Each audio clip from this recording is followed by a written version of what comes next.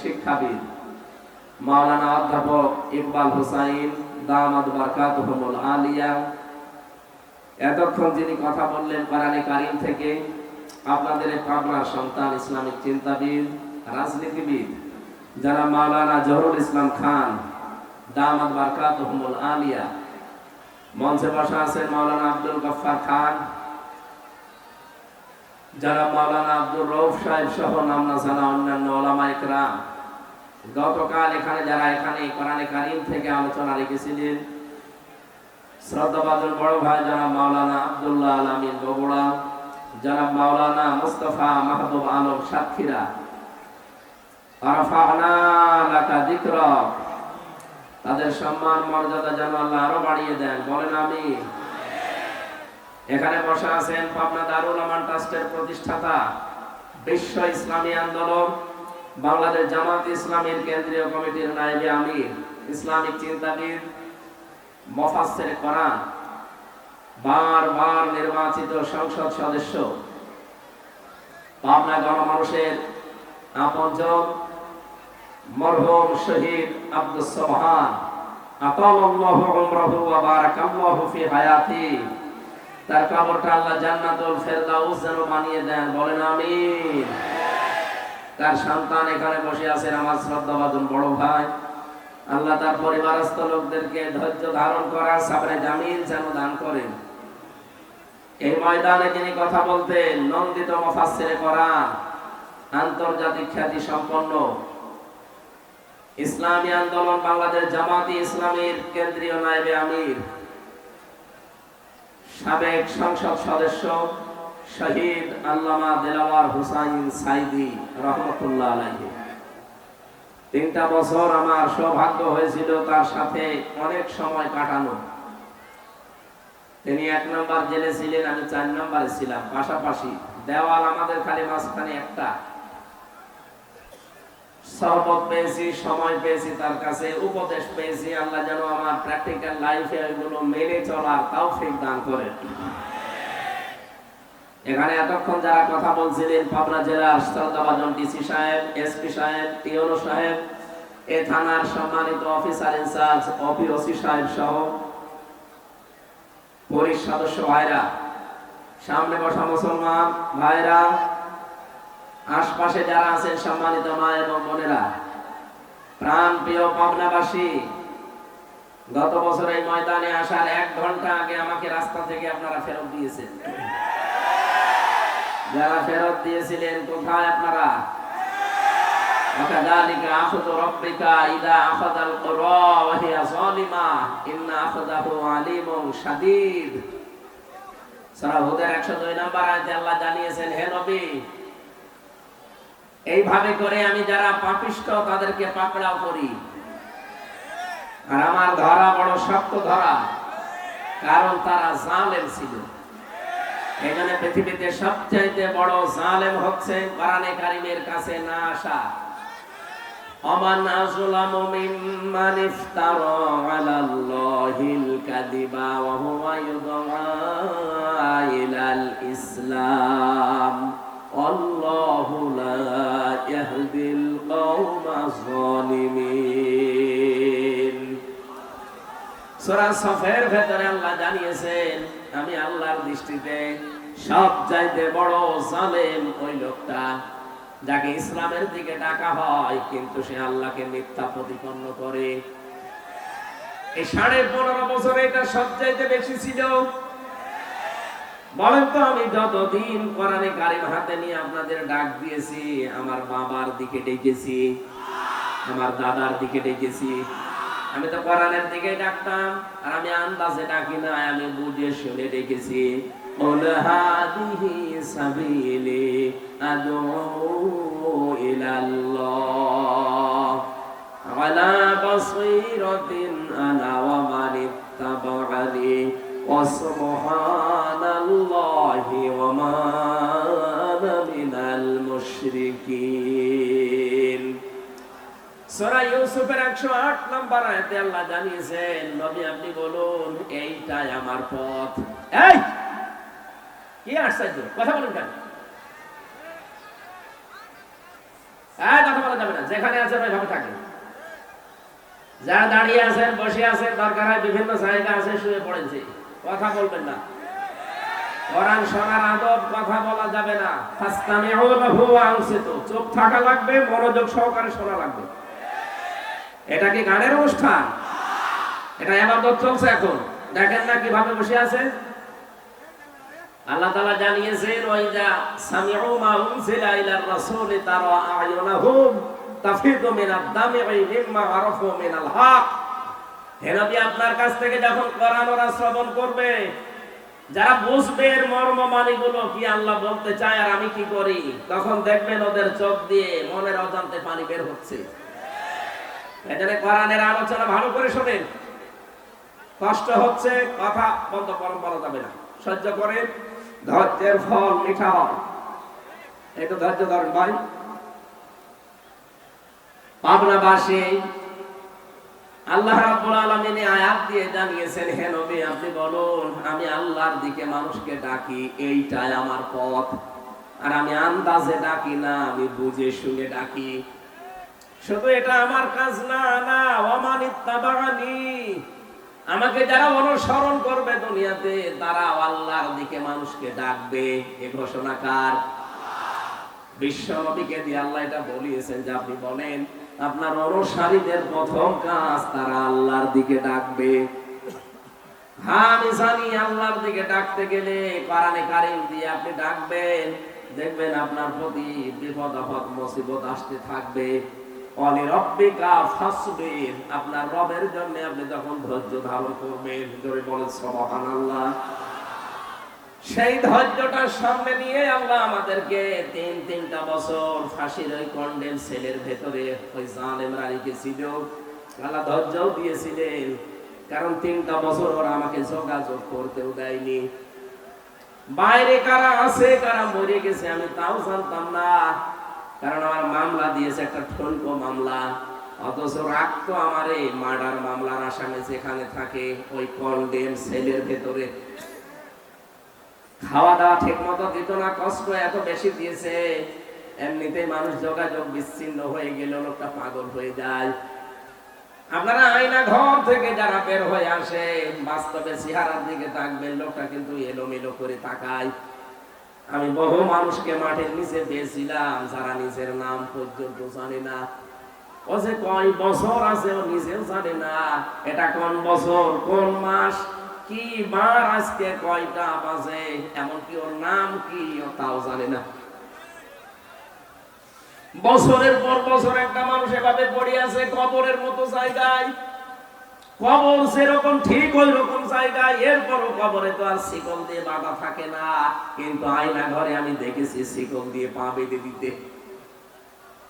এ কঠিন অবস্থায় মাঝে মাঝে কারারক্ষীদেরকে যারা যেত বলতাম, ভাই কোরআন শরীফ এনে দেন। ওনারা বলতো, আপনাকে আমরা বঙ্গবন্ধুর জীবনী এনে দেই। বঙ্গবন্ধুর জীবনী পড়ে আমি করবো। এরপর ওরা দিত বঙ্গবন্ধুর আত্মজীবনী, বঙ্গবন্ধুর ছেলেবেলা, বঙ্গবন্ধুর চীন সফর। বাধ্য হয়ে শেষ পর্যন্ত একদিন বলেই ফেলেছিলাম যে ভাই আপনার কাজ পান না, বই নিয়ে আসতে বলে, তাফসিরের বই, কোরআনের বই, আর আপনি নিয়ে আসেন আল্লাহর ওলির জীবনী।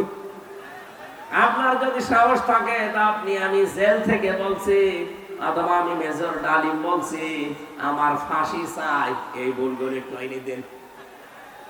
সব বই পড়তে নেই। মাঝে মাঝে আমি খবর পাঠাতাম কারারক্ষীদেরকে দিয়ে। মাজলুম জননেতা, বাংলাদেশ জামাত ইসলামের কেন্দ্রীয় ভারপ্রাপ্ত সেক্রেটারি জেনারেল ছিলেন জনাব এটিএম আজহারুল ইসলাম, উনি আমার পাশের বিল্ডিং এ ছিলেন। ওনারে বলতাম, ওনার কাছে যে বলবেন আমির হামজা বই চেয়েছে, তাহলে আপনাকে বই দেবে। উনি মাঝে মাঝে অনেকগুলো বই আমাকে পাঠাতেন। বিশেষ করে কারাগারে রাত দিন জায়নাবাল গাজালির লেখা, এটা আমি প্রায় 7 বার পড়েছি 3 বছরে। এটা পড়লেই যেন আমার জীবনের কষ্টগুলো এমনি অম্লান হয়ে যেত। তারা একজন মহিলা, কি করেছে তারা ইসলামের জন্য, আর আমি একজন পুরুষ মানুষ। আলহামদুলিল্লাহ, শুকরিয়া আদায় করছি, গতকাল আমাদের মুসলিম উম্মার একজন মাজলুম বোন ডক্টর হাফেজা আফিয়া সিদ্দিকা জালেমদের কারাগার থেকে আল্লাহ তাকে কালকে মুক্তি দিয়েছেন। আলহামদুলিল্লাহ। ভাই এক কথা বলছেন, আমরা চাচ্ছি মাজলুম মানুষগুলো এই বাংলাদেশের জেল থেকে একে একে অনেকে বের হয়ে যাচ্ছে। বিশেষ করে আমি যাদের সাথে পরিচিত ছিলাম এই মানুষগুলোকে দেখলাম কিছুদিনের ভেতরে সরকার বের করে দিয়েছে মুক্ত জীবনে। জনাব লুৎফুজ্জামান বাবর একজন, গিয়াসউদ্দিন মামুন ভাই একজন, এরপরে মাওলানা জসিমউদ্দিন রহমানী একজন। সব মাজলুম। আমরা চাই এখান থেকে দাবি তুলতে এই বাংলাদেশে মাজলুম জননেতা জনাব এটিএম আজহারুল ইসলামকেও মুক্তি দেওয়া হোক। এই কারা চান দেখি? লিল্লাহে তাকবীর।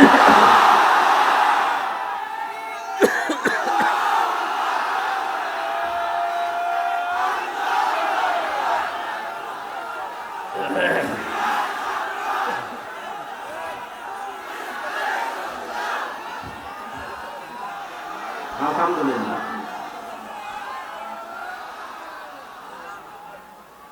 এই কথা বোঝা লাগবে। এ মুক্তি আমি এমনিতে চাইনি। কোরআনে কারীমের সূরা ফাতাহ 18 নম্বর আয়াতের তাফসীর আমি আজকেও পড়ছিলাম। এখানে আওয়াজ হয় বেশি, কি সমস্যা কি? এখানে কেউ দাঁড়িয়ে থাকবেন না ভাই, সবাই বসে পড়েন। আপনারা কি আরম্ভ করেছেন? বেয়াদবি হয়ে যাচ্ছে। আল্লাহর রাস্তায় কথা বন্ধ করেন ভাই। খুব গুরুত্বপূর্ণ মেসেজ আজকে আছে, একটু একটু একটু সময় দিন। এই একটা মাহফিলের জন্য আমার আজকে প্রায় যাওয়া আসা মিলে 2000 কিলো রান করা লাগছে। কোথায়? চট্টগ্রাম বিভাগে ছিলাম, আজকে এসেছি আবার কালকে চট্টগ্রাম বিভাগে। সবগুলো তো দিনের বেলা। আপনাদের এই শুধু একটা পাবনার মানুষের যেহেতু আসতে দেয় না, এবার কে বাধা দেয় এইটার জন্য এসেছি। এবার তো কেউ মাইকও কেড়ে নেয় না, সামনেও দাঁড়ায় না, জালেমরা সব পালিয়েছে। সূরা ফাতিহা 18 নম্বর আয়াতের ব্যাখ্যা পড়ে আমি এটিএম আজহারুল ইসলামের সাথে মিলিয়েছি। দেখলাম খাপের খাপ মিলে যাচ্ছে। 1500 বছর আগে হুদায়বিয়ার যে সন্ধির কথা আমরা শুনি, বিশ্ব নবী 1400 সাহাবী নিয়ে এসেছিলেন হজ করার জন্য। কাফেররা হুদায়বিয়া নামক জায়গায় তাকে বাধা দিল। হযরত ওসমানকে নবীজি বললেন, যাও সমঝোতা করে এসো। হযরত ওসমান বিন আফফান রাদিয়াল্লাহু তাআলা আনহু গিয়েছে। তারা ওসমানকে আটক করার পরে ঘোষণা দিয়েছে, কতিলা ওসমান ইবনে আফফান রাদিয়াল্লাহু তাআলা আনহু। ওসমান ইবনে আফফানকে হত্যা করা হয়েছে, মেরে ফেলা হয়েছে। নবীজি কথাটা শুনলেন, সঙ্গে সঙ্গে সাহাবীদেরকে ডাক দিয়ে বললেন, তাবুর সামনে হাজির হয়ে যাও। এরামের যে কাপড় পরা আছে খুলে ফেলো, সাধারণ কাপড় পরিধান করো। অনেকে রোজা রেখেছে, রোজা সব ভেঙে ফেলো। এখন আবার নতুন করে শরীরে শক্তি সঞ্চয় করো। এই যে বাবলা গাছের নিচে আমি হাতটা ফেলে দিলাম, আমার হাতের উপরে তোমরা হাত নিয়ে শপথ বাক্য পাঠ করো। রব্বুল আলামিন বলেন, লাকাদ রাদিয়াল্লাহু আনিল মুমিনিনা ইয ইউবাইউনাকা তাহতাশ শাজারাতি ফাআলিমা মা ফি কুলুবিহিম ফানজালাস সাকিনাতা আলাইহিম ওয়া আসাবাহুম ফাতহান করিবা। এতে 3টা সুসংবাদ আছে। সামনে যেটা আমাদের আসতেছে, আমি দেখতে পাচ্ছি কোরআনের আয়াতের দিকে তাকিয়ে। আল্লাহ আয়াত শুরুই করলেন লাকাদ দিয়ে। আল্লাহ পাক বলেন, অবশ্যই আমি আল্লাহ রাদিয়াল্লাহু, আমি রাজি হয়ে গেছি। আমি রাজি হব না, হয়ে গেছি। অবশ্যই আমি আল্লাহ রাজি হয়ে গেছি। আনিল মুমিনিনা, এই মুমিনদের উপরে, তাহতা শাজারাতে, এই গাছের নিচে, ইউবাইউনাকা, যারা আপনার হাতের উপরে হাত দিয়ে বায়াত নিচ্ছে, শপথ পাঠ করছে, এই সবার উপরে আমি আল্লাহ রাজি হয়ে গেছি।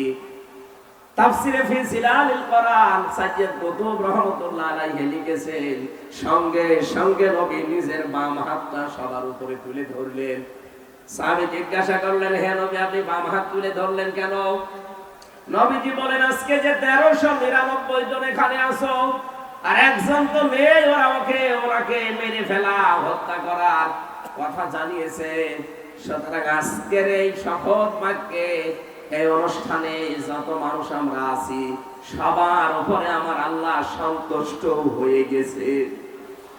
আমরা সবাই এখানে এসেছি, সবাই আল্লাহর সন্তুষ্টি পেয়ে গেলাম, কিন্তু ওসমান এখানে নেই। ওসমানের উপরও তো আল্লাহ রাজি হওয়া লাগবে।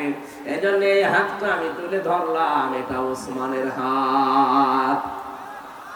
তার মানে আজকের এই ময়দানে যে 1400 মানুষ আছে, একজনের উপরও আল্লাহর নারাজ নেই, প্রত্যেকের উপরে আল্লাহ খুশি হয়ে গেছে, সন্তুষ্ট হয়ে গেছে। কারণ মাত্র একটা, ওরা নিরপরাধ একটা বিনা দোষে একটা মানুষকে ওরা হত্যা করার ঘোষণা শুরু দিয়েছিল, মেরে কিন্তু ফেলেনি, মিথ্যা ছড়িয়েছে। আল্লাহর নবী একজন মানুষকে বিনা কারণে বিনা অপরাধে মেরে ফেলবেন, এইটা তিনি মেনে নিতে পারেননি।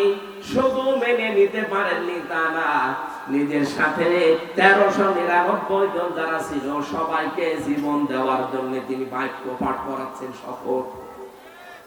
আজ বাংলাদেশে কত মানুষ বিনা অপরাধে বিনা কারণে বিদায় হয়ে যায় জালেমদের চক্রান্তে। কথা বলে না কেন? শহীদ মাওলানা আব্দুস সোবহান তার ভেতরে একজন। আমি আন্দাজে যে দোষী দেন না কেন, শয়তানও বিশ্বাস করে না। শহীদ আল্লামা দেলাওয়ার হোসাইন সাইদি, শহীদ মাওলানা মতিয়ার রহমান নিজামী রহমাতুল্লাহ আলাইহি, যতগুলো শহীদ হয়েছে আপনি তাদের পেছনের জীবন খোঁজ খবর দিয়ে দেখবেন, যে দোষে তারা দোষ দিয়েছে একটা দোষ তাদের জীবনে ছিল না। আপনার দোষ নেই, আপনি যে গণহত্যার সাথে জড়িত, আপনার দোষ নেই। 2006 সালের 28 অক্টোবর জসিম ভাইকে আপনি পিটিয়ে মারার পরে তার লাশের উপর ড্যান্স দিয়েছেন, পৃথিবী ভুলে যায়নি। আমি সিরাজগঞ্জ থেকে একবার আসছিলাম, তখন বাসে আসতাম, 7 সাল, তখন ছোটখাটো ওয়াজগুলো আমাকে নিয়ে মানুষ করাতো। তখন আর গাড়ি নিয়ে যাওয়া দূরের কথা, বাসে গেলে টাকা দিত না। 300 টাকা দিয়েছে কুষ্টিয়া থেকে সেই সিরাজগঞ্জ, যাওয়া আসা ভাড়ায় লেগে যায় 220 টাকা। ওই সময় বাসে এসে শেষ করে ড্রাইভারের পেছনে বসে আছি, দেখলাম গাড়ি চলতে চলতে হঠাৎ বাম দিয়ে চালিয়ে দিল। ড্রাইভারকে বললাম, আপনি এমন করলেন? হুজুর দেখেন একটা মরা কুকুর পড়ে আছে, আমি ডবল করে ওর গার উপরে চাকা চালিয়ে দেব, আমার বিবেক নেই। আমি বললাম, আরে ভাই তো মরা কুকুর তো মরে গেছে, ওকে মারলে কি আর না মারলে কি? ড্রাইভার আমার দিকে তাকিয়ে বলছো, হুজুর আপনি কি আসলে হুজুর নাকি ভয় পেয়েছেন? আপনি কেমন হুজুর? আপনি দেখেন যে একটা মরা কুকুর পড়ে আছে, আমি ডবল করে গাড়ি চালাবো, আমার বিবেক কি মরে গেছে? হ্যাঁ, এইটা শোনার জন্য আমি ছিলাম। আপনার নাম কি? বলছে সুব্রত। তোমার নাম শুনে বুঝলাম ওর ঈমান নেই, কিন্তু বিবেক আছে। কথা বলে না কেন? ঈমান নেই, কি আছে? বিবেকের তাড়নায় সে মরা জিনিস যদিও নিকৃষ্ট, তারপরে ডবল করে মারলো না, গাড়ি বাম দিয়ে চালালো, তারপর ডাইরেক্ট দেয়নি, বিবেকে বাধা দিয়েছে। আর আপনি মানুষ, আপনি একজন হাজী সাহেবা, কিসের ঈমান আপনার? আপনার ঈমানও নেই, বিবেকও নেই। জীবিত মানুষের একটা লাঠি বৈঠা দিয়ে আপনি লগে বৈঠা দিয়ে পিটিয়ে মেরে ফেলার পরও যদি ছেড়ে দিতেন না, লাশের উপরে ড্যান্স দিলেন। আমার বিবেক কিছুই নেই, বিবেকের উপরে কুকুরে প্রসাব করেছে, বলেন নাউজুবিল্লাহ। এই জন্য আমরা এই বাংলার 18 কোটি মানুষ এখন চাই 2006 28 অক্টোবর থেকে শুরু করে 24 সালের 5 অক্টোবর পর্যন্ত যত মানুষ হত্যা হয়েছে প্রতিটি হত্যার বিচার করা লাগবে। কথা বলেন না কেন? ওরা একজন মানুষকে হত্যার কথা জানিয়েছে, এজন্য যদি নবী 1399 জন রেডি করিয়ে, শুধু রেডি করেননি, ফরজ 2টা বিধান লঙ্ঘন করেছেন, একটা হজ আর একটা রোজা, বলে পরে করে নেব, আগে হত্যার বিচার না করে কোনদিন আর মদিনায় ফেরত যাব না। ওরা এই ঘোষণা শোনার পরে হযরত ওসমানকে ছেড়ে দিয়েছে। আমার তো মনে হচ্ছে আজকের এই বিশ্বে 210 কোটি মুসলমান আমরা তামাম দুনিয়ায়, কত 57টা মুসলিম রাষ্ট্র, এতগুলো মুসলিম রাষ্ট্র থেকে যদি একবারে এই মুসলিম লোকটার পক্ষে আমরা আওয়াজ তুলতে পারি যে না, বিনা অপরাধে কাউকে আমরা মেরে ফেলতে দেব না, আর কতদিন রাখবেন আপনি এভাবে কষ্ট দিয়ে? আমার মনে হয় আমরা যদি শপথ বাক্য পাঠ করতে পারি, ওই 1399 জনের উপরে আল্লাহ যেমন রাজি হয়ে গিয়েছিলেন, আমাদের উপরও আল্লাহ রাজি হয়ে যাবেন। কিন্তু পরে তিনটা কথা আছে,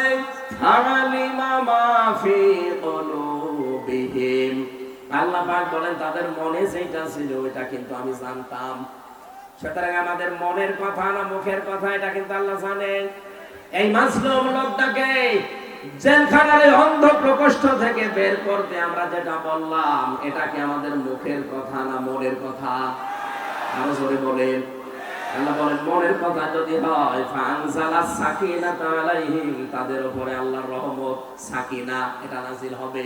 ওয়াসাবাহুম ফাতাহান করিবা, তাদেরকে একটা আচ্ছন্ন নিকটবর্তী বিজয়ের সুসংবাদ আল্লাহ দেবেন।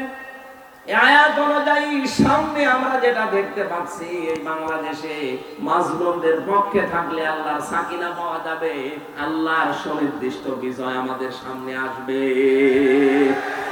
এই বিষয় আমরা দেখতে পাই না, দেখতে পাই তখন যখন দেখি অন্য ধর্মের মানুষেরা এই কথা জানায় যে 54 বছর আমরা বহু কিছু দেখেছি, শান্তি পাইনি, আমরা এখন দেখতে চাই এই দেশে আল্লাহর কোরআনে কারিমের বিধান কায়েম হয়েছে।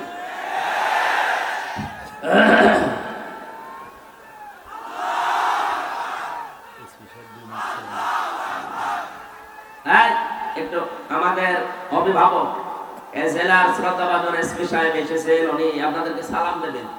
আমরা সালামটা নিয়ে এরপর আবার আলোচনা শুরু করবো। আসসালামু আলাইকুম ওয়া রাহমাতুল্লাহ।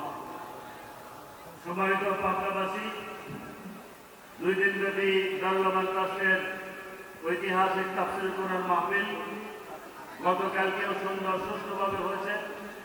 আজকে সকালে মহিলা মাহফিলে লা ইলাহা ইল্লাল্লাহ সুবহানাল্লাহ আলহামদুলিল্লাহ, লা ইলাহা ইল্লাল্লাহ সুবহানাল্লাহ আলহামদুলিল্লাহ। এদিকে তাকান সব। লা ইলাহা ইল্লাল্লাহ মুহাম্মাদুর রাসূলুল্লাহ। আমার ভাইরা, সুতরাং সত্যের পক্ষে, ন্যায়ের পক্ষে, ইনসাফের পক্ষে আমাদের দাঁড়ানো লাগবে। আজকের এই আহ্বান এই আয়াত থেকে সুনিশ্চিত এবং নিকটবর্তী বিজয়ের সুসংবাদ আল্লাহর পক্ষ থেকে পাওয়া যাবে, যেটা আল্লাহ আমাদেরকে সামনে দেখিয়ে দিচ্ছেন। সকলে বলেন আমিন। দরুদ আর সালাম পাঠের মাধ্যমে আজকের তেলাওয়াতকৃত আয়াত থেকে আমরা আরম্ভ করছি। আমি কোরআনে কারিমের সূরা মুদ্দাসসির 7টা আয়াত পড়েছি। এত আয়াত আমি তাফসীর মাহফিলে পড়ি না, আজকে একটু বেশি হয়ে গেছে। আপনারা সময় দেবেন না ইনশাআল্লাহ? আমার শরীর যেন সাপোর্ট দেয়, সকলে বলেন আমিন। সূরা মুদ্দাসসির, নবীজিকে আল্লাহ কোরআনে 7টা নাম ধরে ডাক দিয়েছিলেন, তার ভিতরে মুদ্দাসসির একটা।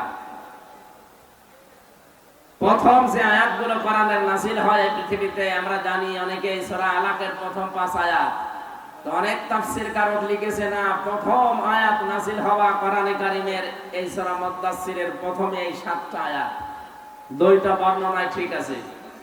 প্রথমটা নাযিল হওয়ার পরে নবীজি যখন হেরা গুহায় বিশ্বনবী মুহাম্মদুর রাসূলুল্লাহর কাছে ফেরেশতা এসে বলেন, ইয়া মুহাম্মদ ইকরা, নবীজি বললেন মা আনা বিকারি, আমি পড়তে পারবো না, আমি পড়তে জানি না। এই শব্দটা আমি বাংলা অর্থে মিলাতে পারি না, এখানে বাংলা অর্থ হবে আমি পড়তে পারবো না।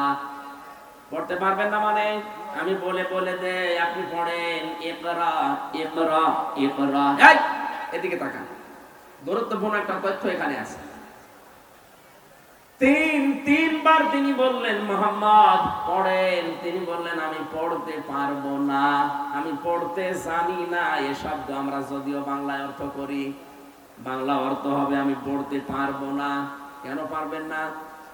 ফেরেশতা জিবরাইল চতুর্থবার যখন বললেন ইকরা বিসমি রাব্বিকাল্লাযী খালাক খালাকাল ইনসানা মিন আলাক ইকরা ওয়া রাব্বুকাল আকরামুল্লাযী আল্লামা বিল কলাম আল্লামাল ইনসানা মা লাম ইয়ালাম।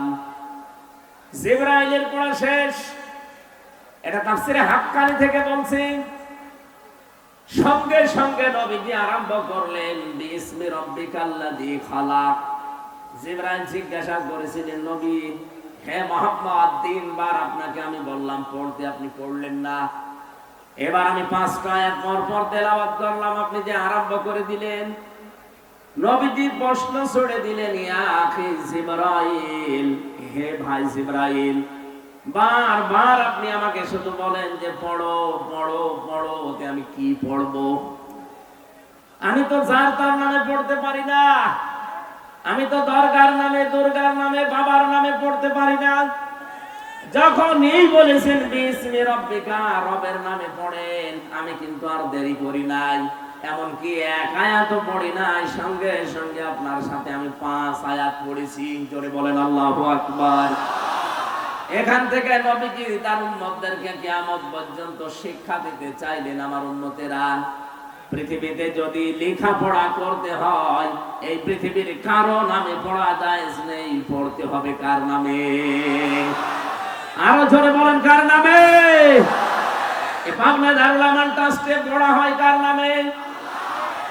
বাংলাদেশে বহু প্রতিষ্ঠান আছে যেখানে আল্লাহর নামে পড়া এখনো আরম্ভ হয়নি, যেখানে বাবার নামে পড়া হয় না। আমরা যারা দায়িত্বে আছেন, শিক্ষা মন্ত্রণালয়ে যারা দায়িত্বে আছেন, তাদেরকে আমরা 96% মুসলমানের দেশে ওদারত আহ্বান জানাচ্ছি, শিক্ষা ব্যবস্থা আল্লাহর নামে পড়া আরম্ভ করা লাগবে। আপনারা এই দাবির পক্ষে আছেন না? বলেন। শুনলাম 154টা এখনো পর্যন্ত এই দেশে মাদ্রাসা লাইনে যারা আছে, তাদের এই প্রতিষ্ঠানগুলো এখনো পর্যন্ত কার্যকর ভূমিকায় যায়নি। বিশেষ করে শিক্ষার দায়িত্বে যারা আছেন,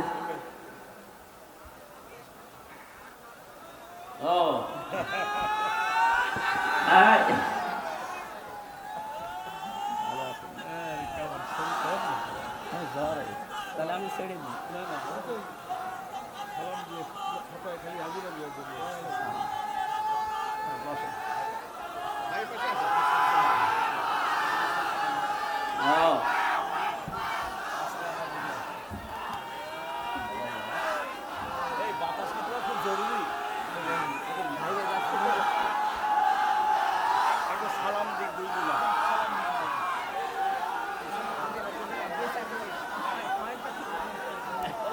ঠিক আছে, বসেন। বাংলাদেশ জামাত ইসলামীর সেক্রেটারি জেনারেল এবং সহকারী সেক্রেটারি জেনারেল দুইজনই এসেছে আমাদের মাঝে, আমরা ওয়েলকাম জানাচ্ছি। তাদের সুস্বাস্থ্য এবং দীর্ঘায়ু কামনা করছি। সকলে বলেন আমিন। ওনারা দোয়া নেওয়ার জন্য এসেছেন আপনাদের এই মুসলিম জনতার কাছে। আমরা দেব, আমরা এই পয়েন্টটা শেষ করি, এরপরে আপনারা বসেন ভাই, পরে পরে বসেন। আমার ভাইরা, ধর্ম উপদেষ্টা হিসাবে যিনি এখন দায়িত্বে আছেন ডক্টর আফামা খালিদ সাহেব, উনি অলরেডি বাংলাদেশের মসজিদের খতিব, ইমাম এবং মুয়াজ্জিনদেরকে সরকারিভাবে, বিশেষ করে পশ্চিমবঙ্গের মতো, তাদের ভাতার ব্যবস্থা অলরেডি করছে। এটা যদি কায়েম হয়, এই দেশে যতগুলো প্রতিষ্ঠান আছে, বিশেষ করে বাঁকা চোখে দেখা হয় যাদেরকে আল্লাহর নামে পড়ানো হয়, এই জন্য বাঁকা চোখে দেখা হয়। 96% মুসলমানের দেশে আমরা আহ্বান জানাবো, এইগুলো তাড়াতাড়ি কলেজের মতো এমপিওভুক্ত করা হোক, সরকারিকরণ করা হোক। এটা আমরা চাই না। তাহলে তখন এই 2 টাকা 5 টাকার জন্য আপনার পেছনে ধরা লাগবে না তাদের। নবীজি বললেন জিবরাইল বারবার আমাকে বলেন যে পড়ো পড়ো পড়ো, আমি পড়বো কি? যখনই বলেছে বিসমি রব্বিকা, রবের নামে, তখন আমি আর দেরি করব। আমরা যেন আগামীতে এই দেশে কারো উপরে বোঝা দিয়ে না দেই। অনেক মানুষ এখনই বোঝা দেওয়া আরম্ভ করে দিয়েছে। একজনের কাছে চাঁদা চাইলে তার উপরে এটা বোঝা না। আজকে একজন দিয়েছে, আগে দিতাম 500 টাকা, এখন ধরছে 700 টাকা। কিছু কিছু মানুষ এত চালাক, বলছে কি 12:30টার সময় আমি চাঁদা চাইলাম নারায়ণগঞ্জের বন্দরে, এই গোয়েন্দারা টের পেল কি করে? আরে ভাই 12:30, আমি রিমান্ডে থেকে ওদের মেশিং দেখেছি। এটা যেহেতু ওপেন বলা, তারপরও ঠিক না, আমি হাসতে করে বলছি মুখ সরিয়ে। আপনি 12:30টায় চাঁদা চাইতে চান মনে করছেন কেউ জানে না? কি মেশিং নিয়ে বসে আছেন জানেন? আপনি পায়খানার ভেতরে বসে কি করেন তা ওরা দেখতে পায়। গোয়েন্দারা নগদ অর্পণে রেখেছে দেশটা, শুধু দেখতে চাচ্ছে কে কি করে। আগস্টের 5 তারিখের পরে অনেকে যা আরম্ভ করেছেন, আপনি নিজের পায়ে নিজে কোড়াল মারছেন। ওরা কিন্তু দেখতেছে আসলে কে কেমন দেশটাকে ভালোবাসে, জনগণকে ভালোবাসে। ওদের বোঝা আমার মনে হয় প্রায় হয়ে গেছে। আপনারা যা করছেন একটা মুসলিম দলের উপরে, আর একটা মুসলিম দল, এই 17 দল বাদ দিয়ে 14 দল বাদ দিয়ে যা ছিল এই দেশে সব মুসলিম। সুতরাং এই মুসলিম দলটাকে ডোবানোর জন্য অনেকেই কিন্তু উঠে পড়ে লেগেছে। কেউ কেউ আলেমের বিরুদ্ধে লিখেছে, কেউ এই দলের বিরুদ্ধে লিখেছে। এই জন্য আপনাকে আমরা আহ্বান জানাই, যারা দায়িত্বে আছেন এই ক্যান্সার গুলোকে বাদ দিয়ে দেন। এই আয়াতের ভেতরে আমরা যেগুলো পড়েছিলাম, এখানে বাংলাদেশের কিছু মানুষের চরিত্রের মিল আছে। ওই জামানায় নবীজি কোরআন প্রচার আরম্ভ করলে ওয়ালিদ বিন মুগিরা নবীজিকে 5টা নাম দিয়েছিল তার সভাসদ বর্গের কাছে। কয়টা বলেন বলেন? 1 নম্বরে নবীকে সেই লোকটা বলেছে জাদুকর, 2 নম্বরে বলেছে কবি, 3 নম্বরে বলেছে পাগল, 4 নম্বরে বলেছে গণক, 5 নম্বরে একেবারে সর্বনিকৃষ্ট বলেছে মোহাম্মদ মিথ্যাবাদী। বলেন নাউজুবিল্লাহ। রব্বুল আলামিন বলেন না, তুমি যে 5টা নাম দিলে, তোর এই 5টা নামের জবাবে আমি আমার নবীকে আরো 5টা গুণ বাড়িয়ে দিলাম। ইয়া আইয়ুহান নাবিয়্যু ইন্না আরসালনাকা শাহিদাও ওয়া মুবাশশিরাও ওয়া নাযীরা ওয়া দা'iয়ান ইলাল্লাহি বিইযনিহি ওয়া সিরাজাম মুনীরা। সূরা আহজাব 44, 45, 46 নম্বর আয়াত। 45 নম্বর 46 নম্বর আয়াতে আল্লাহ নিজে জানিয়েছেন, ওরা গালি দেয় আপনাকে 5টা, আমি আল্লাহ আপনার গুণ আরো 5টা বৃদ্ধি করে দিলাম। হে নবী, আপনাকে আমি পাঠিয়েছি শাহিদা, সাক্ষীদাতা হিসাবে। আপনি সত্যের সাক্ষ্য তুলে ধরবেন। 2 নম্বরে আপনি সতর্ককারী, আপনি সুসংবাদদাতা, আপনি আল্লাহর দিকে আল্লাহর অনুমতি ক্রমে ডাক নেওয়ালা। 5 নম্বরে আপনি উজ্জ্বল প্রদীপ। এই 5টা নাম আল্লাহ ওয়ালিদ বিন মুগিরা এই নামগুলো দেওয়ার পরিপ্রেক্ষিতে আল্লাহ নিজে দিয়েছেন। বলেন সুবহানাল্লাহ। এখন নবীজি নেই, নবীর ওয়ারিসদেরকে আজ যারা চিন্তা ভাবনা করে করে নতুন নতুন নাম দিচ্ছেন, এই যে আয়াতে আছে ইন্নাহু ফাক্কারা ওয়া কদ্দারা ফাকুতিলা কাইফা কদ্দারা সুম্মা কুতিলা কাইফা কদ্দার। রব্বুল আলামিন বলেন, বহু চিন্তা ভাবনা করে নবীর বিরুদ্ধে এই কথাগুলো দাঁড় করিয়েছিল যে নবীজি গণক, নবীজি জাদুকর, নবীজি কবি, নবীজি পাগল, নবীজি মিথ্যাবাদী। কত নিকৃষ্ট চিন্তা ভাবনা তার। 1500 বছর আগে ওয়ালিদ বিন মুগিরা নবীকে গালি দিয়ে অভিশপ্ত হয়েছে। আল্লাহ বলেন কুতিলা ফাকুতিলা, সর্বনাশ ওই লোকটার জন্য। কাইফা কদ্দারা, কি করে এই চিন্তা তার মাথায় আসলো? আজ বাংলাদেশে কত রাজনৈতিক দলের নেতা দেখছি আলেমদেরকে এখন কোরআন প্রচারের কারণে ধর্ম ব্যবসায়ী বলে গালি দিচ্ছে। 1500 বছর আগে ওরা নবীকে গণক বলেছে, জাদুকর বলেছে, এখন ধর্ম ব্যবসায়ী বলছে। কথা প্রায় একই। আমার তো মনে হয় নবীজি যদি এই মুহূর্তে এই দেশে আসতেন ধর্ম প্রচার করার জন্য, যারা জালেমদেরকে নবীর উত্তরাধিকারীদেরকে ধর্ম ব্যবসায়ী বলে গালি দেয়, আমার মনে হয় ওরা নবীজিকেও ধর্ম ব্যবসায়ী বলে গালি দিত। আল্লাহ পাক বলেন সুম্মা কুতিলা কাইফা কদ্দারা, আমি আবার বলছি ওরা সর্বনাশ, ওদের জন্য ধ্বংস, সর্বনাশ, ওদের উপরে লানত, আমি আল্লাহর বরদোয়া যারা এই শব্দগুলো আবিষ্কার করে। আজ বাংলাদেশে যারা আলেমদের নামের শেষে আগে কত রকমের শব্দ আবিষ্কার করছেন, কেউ আলেমদের নামের আগে পরে লাগিয়ে দেয় এটা তেতুল হুজুর, এক কথা বলে না কেন? আল্লামা দেলাওয়ার হোসাইন সাইদের নাম তারা পাল্টিয়ে দিয়েছে দেলু শিকদার। দেলু শিকদার দেয়নি? শহীদ আব্দুল কাদের মোল্লা তার নামও পরিবর্তন করে দিয়েছে কসাই কাদের। আসল নামে বিচার করলে আপনি তাকে পেতেন না, কারণ সেই সময় সে ছাত্র ইউনিয়ন করত। আপনি তার নাম পাল্টিয়ে বিচার করে এমন জায়গায় পাঠিয়ে দিলেন, আল্লাহ যেন তাকে শাহাদাতের মর্যাদা নসিব করেন, বলেন আমিন। কয়েকদিন আমি আগে ফরিদপুরের ওই জায়গায় গিয়েছিলাম, সদরপুর থানা, শহীদ আব্দুল কাদের মোল্লা রহমতুল্লাহ আলাই, এলাকার মানুষগুলো এখনো পর্যন্ত তার নাম নিয়ে কান্নাকাটি করে। আর আপনার মনের ভেতরে কি একটু কিছু আসলো না? নামগুলো পরিবর্তন করে করে আপনি এই কঠিন সিদ্ধান্ত নিয়ে ফেললেন। এখন আমার মনে হয় এই দেশে যারা আসবে, এই জালেমদের নাম পরিবর্তন না, আসল নামের ওপরেই বিচার করা সম্ভব।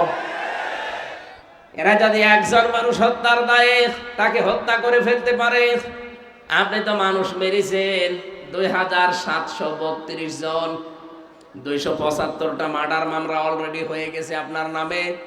একজন মানুষ মারলে যদি একজনকে মেরে ফেলা যায়, 275টা মামলা যার নামে, তাকে 275 বার মারা যাবে। এমনি তো মরে গেছে, ও ছাতা মারবেন কবে আবার? এই জন্য মানুষের বিরুদ্ধে যে নাম তৈরি করে, বিশেষ করে নবীদের, নবীর উত্তরাধিকারীদের, এদের জন্য বরদোয়া কার? আরো জোরে বলেন। 1500 বছর আগে আল্লাহ যদি এই বরদোয়া দেয়, আল্লাহ যেন এখনো এই বরদোয়াটা এই দেশে যারা বুঝে শুনে আলেমদের বিরোধিতা করে তাদের উপরে লাগিয়ে দেন। সুম্মা নাযারা সুম্মা আবাসা ওয়া বাসার, আল্লাহ পাক বলেন একবার কিন্তু তাকিয়েছিলেন নবীর দিকে।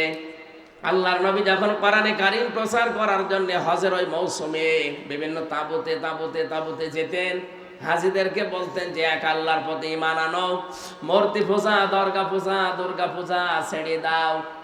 তখন ওই লোকটা নবীর পেছনে গিয়ে নবীর দিকে তাকিয়ে ভুরু কুঞ্চিত করত এবং নবী থেকে নিবৃত্ত করার চেষ্টা করত মানুষদেরকে। ওই যে 5টা নাম বললাম, এগুলো একটা একটা করে সব অ্যাপ্লাই করেছিল, কিন্তু একটাও কাজে লাগে নাই। আল্লাহর নবী মুহাম্মদুর রাসূলুল্লাহ এই যে কম্বল দিয়ে যখন তিনি আবৃত ছিলেন, তাকে ঢেকে দেওয়া ছিল, নবী যে এখান থেকে কম্বলের ভেতরে তিনি কাঁপছিলেন। আল্লাহ আয়াতগুলো নাযিল করে জানালেন, ইয়া আইয়ুহাল মুদ্দাসসির, হে কম্বলওয়ালা, কাঁপার জন্য আপনাকে আমি পাঠাইনি, কুম, দাঁড়ান, ফানজির, মানুষকে সতর্ক করেন, ওয়া রাব্বাকা ফাকাব্বির, আপনার রবের বড়ত্বের কথাগুলো তুলে ধরেন। আমার তো মনে হয় আয়াতগুলোর কার্যকারিতা এখন বাংলাদেশে 100% দরকার। ওরা মানুষের তৈরি করা আইন কায়েম করতে গিয়ে যদি জান, মাল, ইজ্জত, আবরু, সময়, সম্পদ সব ব্যয় করতে পারে, আমরা আল্লাহর বিধান কায়েমের জন্য সময়, সম্পদ, আমাদের জীবন ব্যয় করব, এতে ঠেকা কিসের? কথা বলে না কেন? যারা ভয় করার কথা বলা, যদি ভয় না পায়, আমাদের তো কোনো ভয় নেই। আমাদের চোখ বন্ধ হতে দেরি, আল্লাহর বানানো জান্নাত পেতে আমাদের দেরি হবে না। এতে যে যাই আপনাকে বলুক না কেন, সব মিথ্যা কথা। আপনি দিন কায়েমের জন্য শুধু কাজ করে যাবেন, মরতে দেরি হবে, আমার আল্লাহ আপনাকে জান্নাত দিতে দেরি করবে না। সূরা সফের 10, 11, 12 নম্বর আয়াতে এই তথ্যগুলো আছে, আপনি দেখে নেবেন। দুনিয়ায় যারা আল্লাহর বিধান কায়েমের জন্য চেষ্টা চালাবে, রব্বুল আলামিন জানিয়েছেন, হালাদুল্লুকুম আলা তিজারাতিন তুনজিকুম মিন আযাবিন আলীম। হে নবী, আপনাকে কি আমি এমন একটা ব্যবসার কথা বলবো যেটা করলে জাহান্নামের আগুন থেকে আপনি বেঁচে যাবেন? তুমিনুনা বিল্লাহি ওয়া রাসূলিহি ওয়া তুজাহিদুনা ফি সাবিলিল্লাহ বিআমওয়ালিকুম ওয়া আনফুসিকুম যালিকুম খায়রুল লাকুম ইন কুনতুম তা'লামুন। বলেন আমিন। পাবনাবাসী, আমার কথা সামারাইজ হচ্ছে, ওরা মানুষের তৈরি করা আইন এই দেশে কায়েম করতে যদি ভয় না পায়, ওরা যদি পিছপা না হয়, আমরা আল্লাহর তৈরি করা আইনে জমিনে কায়েম করতে কোনোদিন আর পিছপা হবেন? যে যেখান থেকে আসেন আপনার ওই জায়গা থেকে আপনি চেষ্টা চালাবেন। দিন যদি কায়েম হয় তো ভালো, যদি কায়েম না হয় আপনার কোনো অসুবিধা নেই। আপনার বেতন ঠিক বিকাল 5টায় জীবনের শেষ দিনে আপনি পেয়ে যাবেন। বলেন সুবহানাল্লাহ। বিশ্বনবীকে আল্লাহ জানিয়েছেন সিয়াবাকা ফাতাহির, আপনার পোশাক পবিত্র করেন। এখানে পোশাক পবিত্রের ব্যাখ্যা আমি পেয়েছি 3টা। 1 নম্বরে আপনি যেন কোনো নাপাক পোশাক পরবেন না। 2 নম্বরে কোনো হারাম উপার্জনের টাকা দিয়ে পোশাক কিনবেন না। 3 নম্বরে আপনার পোশাককে যেন আপনি 8-60 ছোট খাটো এরকম পরবেন না। আপনার পোশাক হবে ঢিলা ঢালা। আপনার পোশাক যেন আবার টাকনোর নিচে চলে না যায়। প্যান্ট পায়জামা লুঙ্গি যাই পরেন না কেন এটা যেন টাকনোর নিচে না যায়। এইটা এই আয়াতের ব্যাখ্যা। আর রজিসা ফাহাজুর, হ্যাঁ নবী আপনি অপবিত্রতা থেকে বেঁচে থাকবেন। এখানে অপবিত্রতা বলতে মূর্তি পূজা বোঝানো হয়েছে। পৃথিবীতে যদিও আমরা মূর্তি পূজা মুসলমানেরা করি না, কিন্তু দরগা পূজা আমাদের দেশে আছে।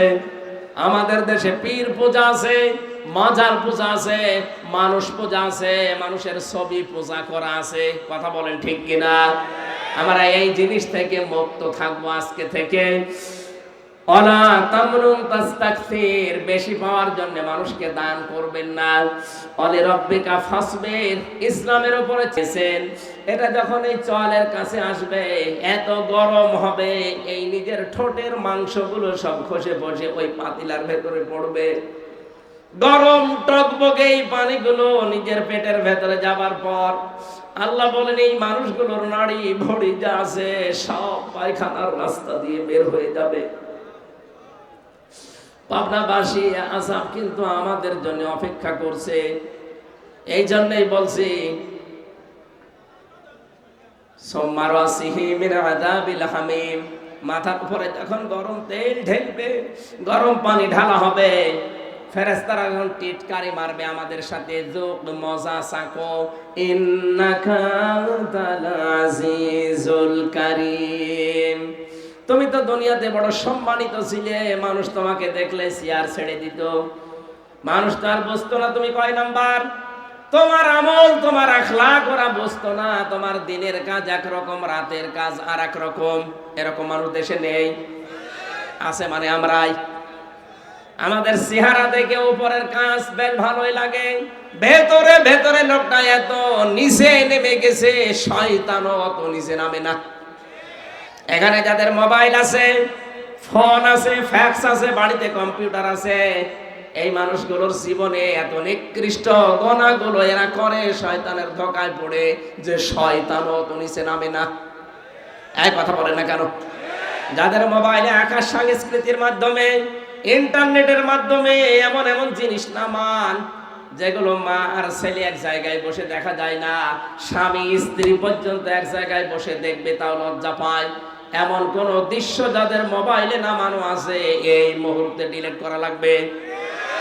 নয়তো ফেরেশতারা আযাব দিতে দিতে এই শব্দটা বলবে, যুক ইন্নাকা আনতাল আজিজুল কারীম, বড় সম্মানিত ছিল দুনিয়ায়, আজ মজা নাও। আজ তো এখানে মাত্র 20,000 50,000 মানুষ নাই আমরা হব। এখানে যদি আল্লাহ এরকম অপমান করে আপনি অপমানেই মরে যাবেন। কিয়ামতে কোটি কোটি মানুষ থাকবে, একটা বারের জন্য ভাবেন কোটি কোটি মানুষ থাকবে। এতগুলো মানুষের সামনে আমাকে ধরে আল্লাহ অপমান করবে যে দুনিয়ায় তোকে কেউ টের পায়নি, আজকে আমি সব ওপেন করে দেব। তোর মোবাইলে কি থাকতো আজকে আমি সব দেখাবো।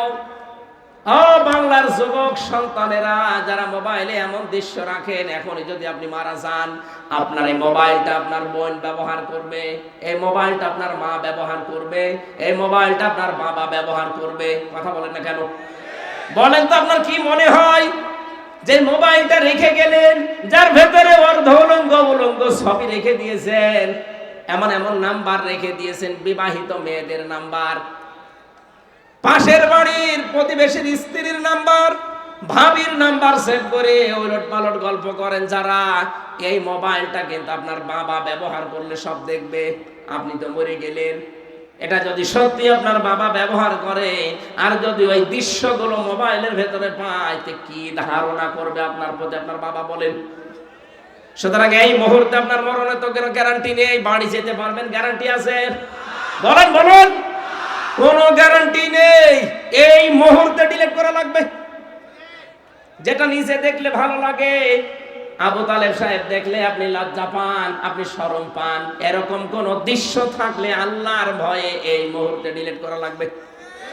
কারা কারা করবেন হাত তোলেন তো। কি আছে মোবাইলে দেখি, এদিকে আসেন।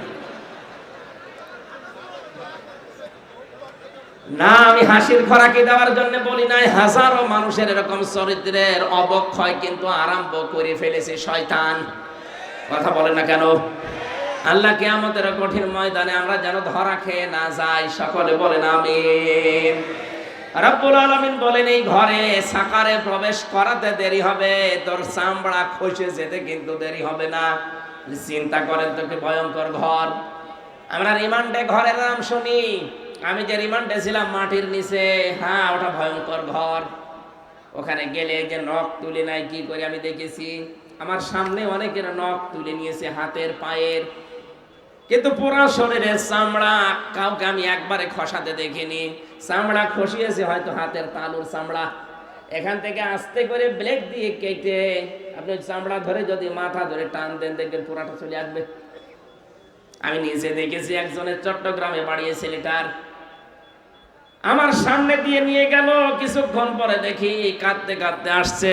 জিজ্ঞাসা করলাম, ভাই কি অবস্থা? বলে, এই দেখেন আমার হাতের আঙ্গুল নেই, নখগুলো সব ওরা প্লাস দিয়ে তুলে ফেলেছে, আর হাতের এই চামড়া এখানে আস্তে করে ব্লেড দিয়ে কেটে দেওয়ার পরে রক্ত ফিনকি দিয়ে বের হয়। কি যেন ঔষধ আছে, এখানে দিলে রক্ত বন্ধ হয়ে যায়। তখন এই মাথা যে চামড়া বেরিয়ে আসে, ওই চামড়াটা একটা মেশিন ধরে টান দেয়, পুরা চামড়া চলে আসে। আল্লাহ যে লাব্বা হাতুল্লিল বাশার দিয়েছেন, রব্বুল আলামিন বলেন মানুষের চামড়া তোলা হবে এই ঘরের ভেতরে। এর তো মাত্র হাতের তালুর চামড়া তুলেছে। জাহান্নামে শুধু এই ঘরে সাকারে ঢুকবেন, পুরা চামড়া একবারে আল্লাহ তুলে ফেলবে। রিমান্ডে এর অত্যাচার, এর চিৎকার দেখে আমারই কান্না চলে আসতো। কিয়ামতের ওই কঠিন সাকারে আল্লাহ পুরা চামড়া যখন তুলবে, বলেন তো কি চিৎকার করবে লোকটা? কে করবে? আমরাই।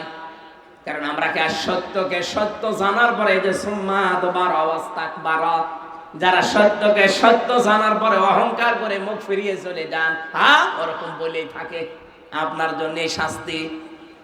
আর আমি দেখতে পাচ্ছি বাংলাদেশে এই শাস্তিটা বেশি হবে। কথা বলেন না কেন? এই দেশে এই শাস্তিটা বেশি হবে। চোখে আঙ্গুল দিয়ে হক পথ আপনাদের দেখিয়ে দে। আপনার যদি বিশ্বাস না হয়, এখানে যারা আলেম আছে এদেরকে জিজ্ঞাসা করেন।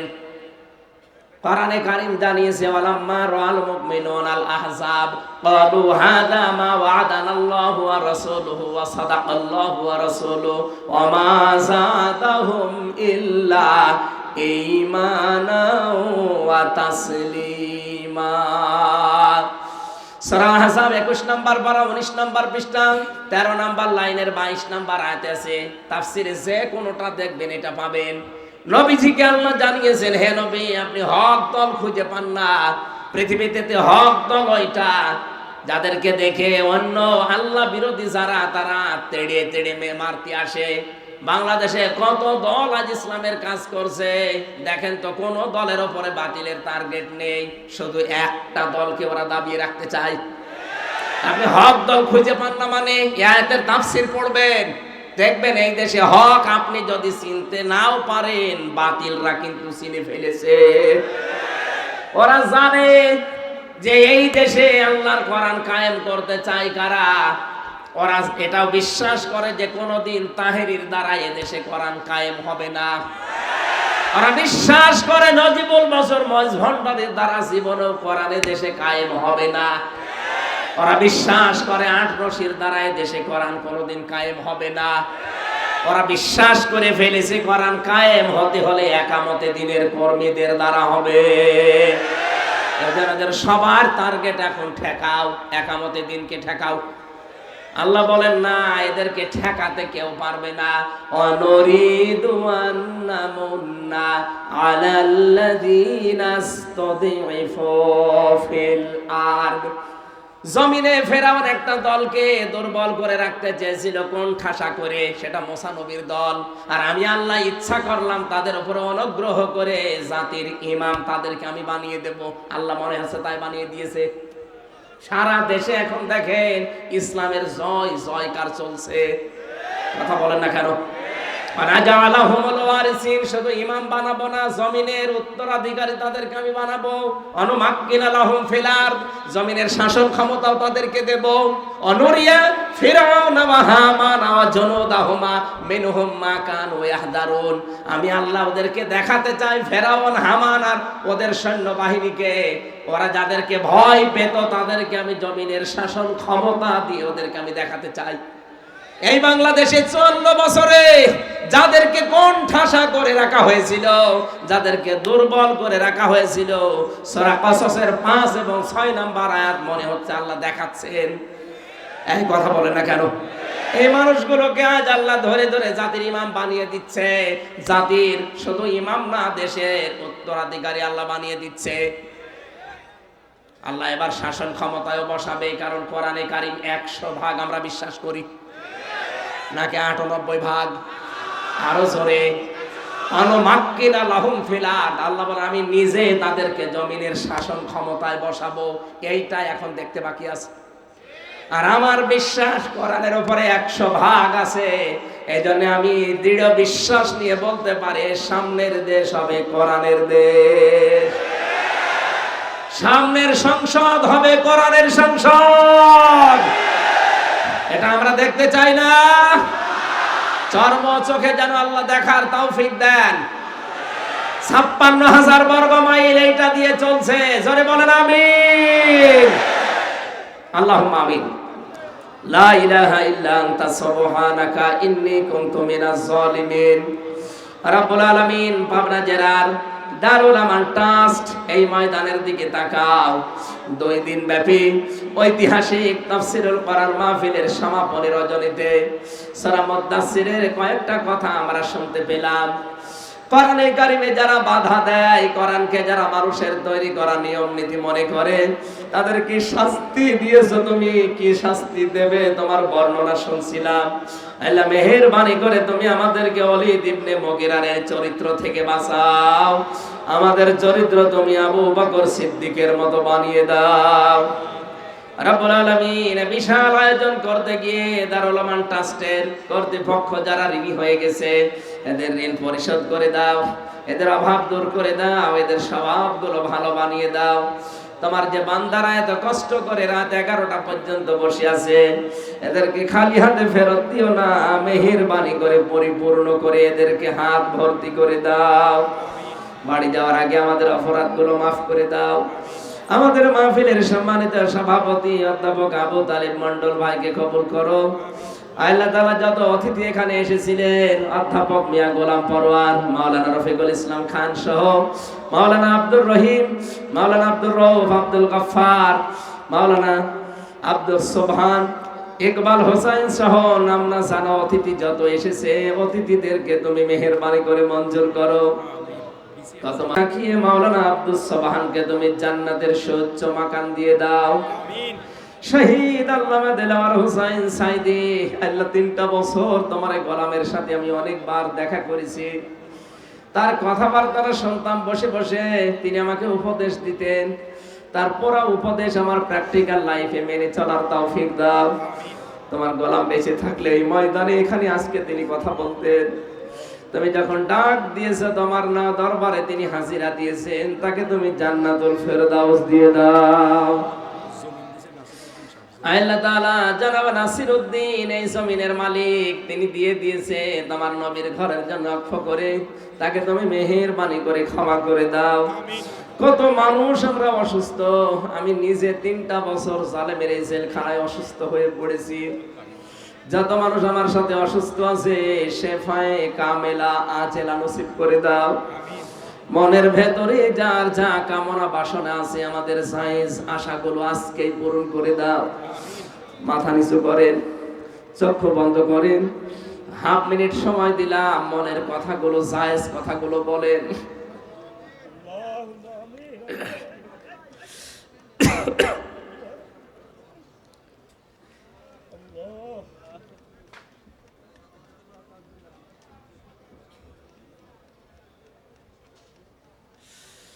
রব্বুল আলামিন, মনের ভেতরে যার যে কামনা বাসনা আছে তোমার এই বান্দাগুলো তাকিয়ে দেখো।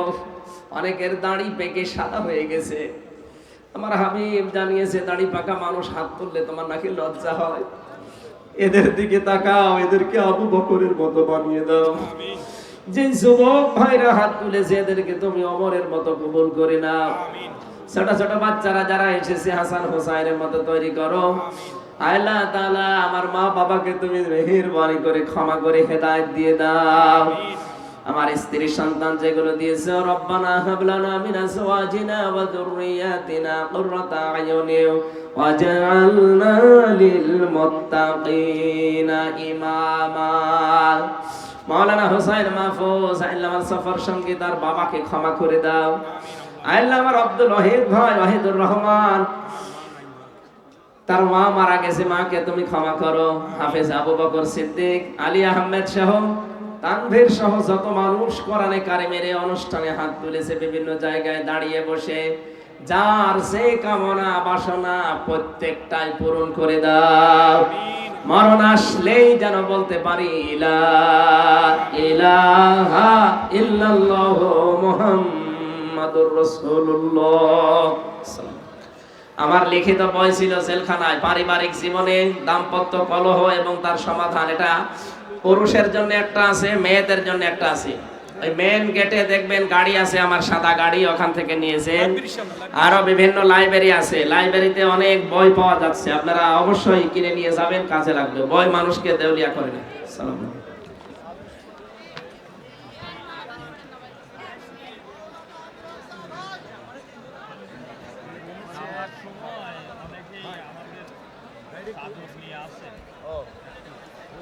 এটা বলে দিয়ে নাকি একটা বলে দেন, এটা তো লাইন বন্ধ। এই লাইন লাইনটা দাও।